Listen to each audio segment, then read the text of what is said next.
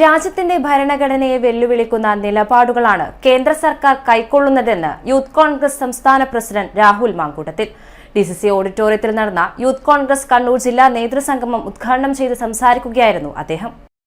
രാജ്യസഭയിലേക്ക് കണ്ണൂരിൽ നിന്നുള്ള RSS നേതാവ് സദാനന്ദൻ മാസ്റ്ററെ നോമിനേറ്റ് ചെയ്തത് ഭരണഘടനയോടുള്ള വെല്ലുവിളിയാണ്.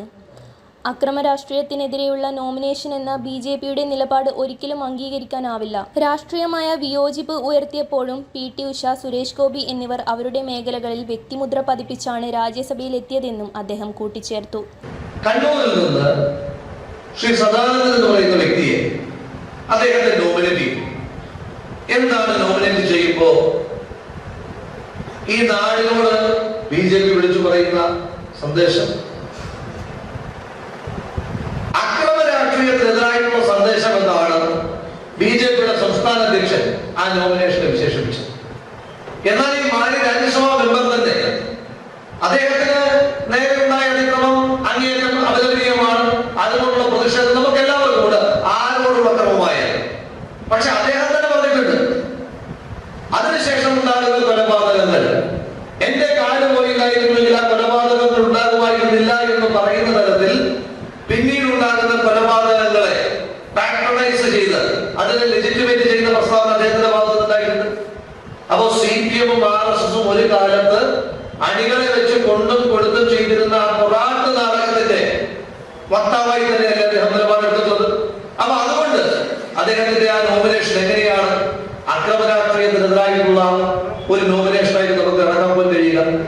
ഇനി അക്രമ രാഷ്ട്രീയത്തിനെതിരായിട്ട് അത്തരത്തിലൊരു നോമിനേഷൻ കൊടുക്കുവാൻ BJP തീരുമാനിച്ചിട്ടുണ്ട് എങ്കിൽ പോയ കാലത്ത് അവർ നടത്തിയിട്ടുള്ള അക്രമ രാഷ്ട്രീയ പരമ്പരകളിൽ അവർക്കുണ്ടാകുന്ന പശ്ചാത്താപത്തിന്റെ ഭാഗമായിട്ടാണ് അത്തരത്തിൽ നോമിനേഷൻ ഉണ്ടാകുന്നത് എങ്കിൽ ഈ കണ്ണൂരിൽ നിന്ന് തന്നെ ഒരാളെ കണ്ടെത്തുവാൻ തീരുമാനിച്ചാൽ ഈ അടുത്തിടയ്ക്ക് വിവാഹിതയായ ഡോക്ടർ അഷ്ണ ഉണ്ടല്ലോ, എങ്ങനെയാ ഡോക്ടർ അഷ്ണയ്ക്ക് പരിക്ക് പറ്റുന്നത്?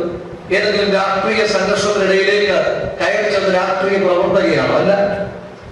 സ്വന്തം വീട്ടുമുറ്റത്ത് പന്ത് കളിച്ചുകൊണ്ടിരുന്നൊരു കൊച്ചുകുട്ടി ആ കുട്ടിയുടെ അരികിലേക്ക് ബോംബ് എറിയുന്ന RSSകാരുടെ ബോംബാക്രമണത്തിൽ പരിക്ക് പറ്റുന്ന ഡോക്ടർ അഷ്ണ ഈ നാട്ടിലെ അക്രമ രാഷ്ട്രീയത്തിനെതിരായിട്ട് നമുക്ക് മുന്നോട്ട് വയ്ക്കുവാൻ കഴിയുന്ന ഏറ്റവും നല്ല മുഖങ്ങളിലുണ്ടല്ലോ. അങ്ങനെ RSSകാരുടെ BJPക്കാരുടെ പോയ കാല പശ്ചാത്താപം ഉണ്ടെങ്കിൽ ചെയ്യുവാൻ കഴിയുന്ന ഏറ്റവും വലിയ നോമിനേഷൻ അതല്ലേ? ജില്ലാ പ്രസിഡന്റ് വിജിൽ മോഹൻ അധ്യക്ഷത വഹിച്ചു. ജില്ലാ vice president Farseen Majeed, Abin Varkey, OJ Janeesh, Shibina VK, Anuraj, Rijil Makkutty, Jomon Jose, Muhammad Parayil, Abdul Rasheed VP, Rahul Vechiyot, Unais Bedakam, Robert Vellamvally, Muhsin Kadiyot, Nimisha Raghunath, Reno P Rajan തുടങ്ങിയവർ പങ്കെടുത്തു. City news Kannur.